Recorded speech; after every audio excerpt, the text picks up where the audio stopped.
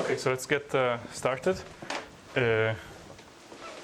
Welcome, survivors. Yeah. So let's try to get started with the morning session. This is going to be, I guess, the main summary is that it's about proof systems. Okay, these are the 4 papers. So let me just jump into the first one. This is a multiplayer parallel repetition for expander games. So we already heard about parallel repetition yesterday. The idea is that you have some multiplayer game, 2 provers, and the verifier is sending question to each. The provers cannot communicate, and you want to drive down the soundness error. Okay, and one way to do it is you do parallel repetition. So you sample independently a bunch of times the verifier's questions and send them off in a package to the 2 provers. Okay, and they get to see them all simultaneously and provide an answer for each of the questions. Okay, and the fundamental question is what happens to the value of the repeated game, okay? And prior work shows that the value of the game decreases exponentially, okay? And prior actually hard work. Now, actually most of this prior work focuses on the case of 2 players, okay? And it's in fact notoriously hard what happens in the case when you have more than 2 provers, okay? And it turns out that most prior techniques kind of break down and seem to naturally apply for the case of in fact already 3 players. And to this day, while we do have a general parallel repetition theorem for 2 provers, we do not have one for 3 or more provers. Okay? And this is the subject of this paper.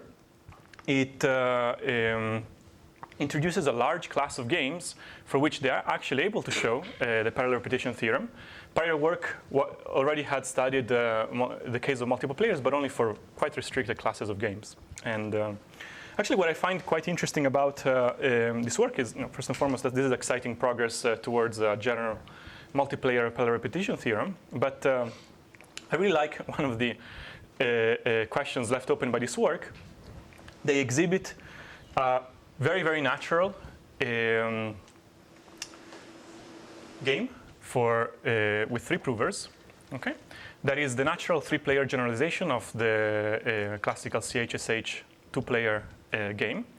And this extremely natural, easy to describe game doesn't fall in this class, despite being a very large class. And the best bound on the decay of the value of this game is actually inverse Ackermann. Which is pretty lousy. I mean, it goes to 0, but very, very, very, very, very slowly. Okay, so I think it's a lovely open question to try to say anything non-trivial about this game. Okay, so that's the first paper. Second paper also looks at proof systems, but from the perspective of proof complexity.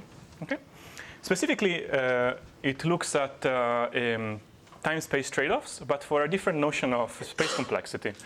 Typically, space complexity is defined as the maximum of the memory allocated at any moment in time. Okay? But this paper considers a different notion of complexity, of cumulative space, where you take the sum.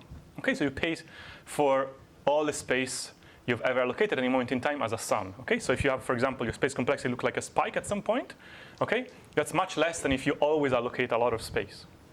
Okay? So why is this an interesting complexity measure? When there are many settings where actually this is a very good metric. For example, when you study memory hard functions. Okay. This paper specifically establishes lower bounds and time-space trade-offs for when you study the metric of cumulative space for the proof system resolution. Okay, and introduces. So there are connections, well-known connections between proof complexity and pebbling, and sort of they extend and enrich these, and relative to this new measure of space complexity. Okay, that's the second paper. The third paper is again about proofs. So this time is about interactive proofs. We all know what interactive proofs are. There's the prover and the verifier. They chit-chat. Okay, and the verifier is able to, will accept all the time if the instance is in the language, whereas if it's not in the language, there is no prover that will make the verifier accept, say, with high probability. Okay, that's a classical setting, and actually a few years ago, who was it? Rothblum, Vadan, and Wigderson introduced the notion of interactive proofs of proximity. Okay, this is just the what you would expect.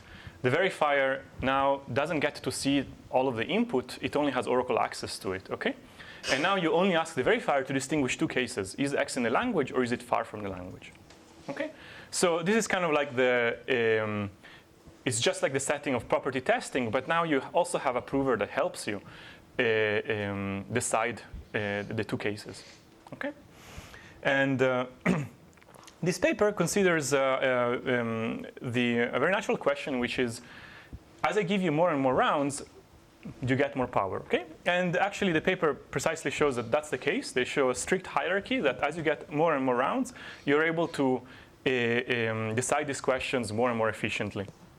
Okay, and quite interestingly, actually the paper doesn't stop here and goes ahead and shows how a result about interactive proofs of proximity actually has very nice implications to the standard setting of interactive proofs where there's no proximity to be talked about. Okay, so I will let I think Tom is presenting, so I will let Tom talk more in detail about these applications.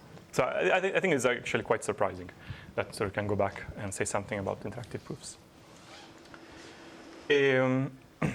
All right, so final paper, well, I guess it's not quite proof systems, but these things are used to construct proof systems.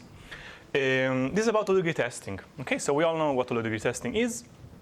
You have a verifier, and it has oracle access to some multivariate function over a field. Okay, and it wants to distinguish two cases. If the function has, say, degree D, then it should accept all the time. Otherwise, if the function is, if you accept with a large enough probability, then it must mean that you're reasonably close to being a degree D function. Okay, and this is a fundamental tool in the construction of PCPs, so we really want to understand it. And as with all questions in property testing, it's an easy to state question, easy to come up with candidate testers, but analyzing them is a mess. And in particular, so